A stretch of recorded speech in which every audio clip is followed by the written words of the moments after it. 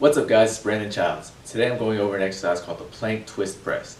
Now this exercise is really good for teaching your body how to appropriately stabilize your core through a full rotational range of motion while generating force outside your center of gravity up to your upper back throughout your posterior chain without using your lower back and compromising your spinal cord.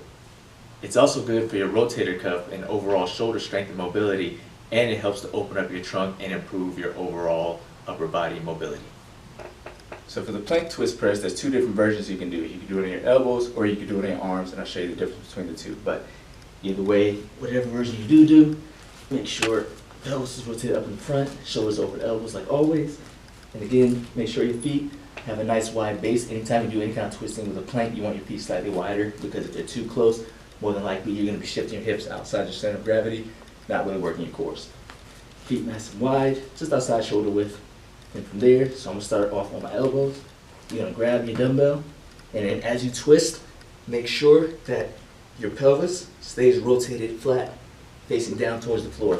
You don't want to turn all the way to the side of your body like this, because then you're just turning your hips, you're not really working your core, and you're not really getting much mid-thoracic and upper back release when you do this exercise. You can twist with your hips, it's fine, it'll turn into a side plank, but we're really focusing on the upper body mobility. So make sure the hip stays facing down. You'll feel a lot more in your abs. Get the weight straight up. Make sure that when you press up, you don't go too far behind you. All you want to do is press straight up to the ceiling. Bring it back down. You'll do the exact same thing on the other side. Do the best to keep your feet in the same position, toes pointed down, this hip pointing down, and back down just like that.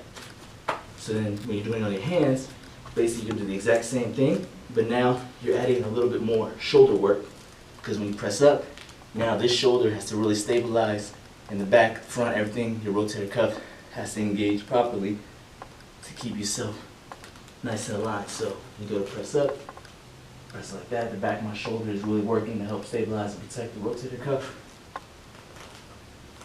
And everything else stays the same. The abs point down, rotating up only from the upper body, not from the hips. Thank you guys for watching. Be sure to like and subscribe, and if you have any questions or requests, make sure you leave them in the comments so that I can continue to make content that will bring out your ultra instinct.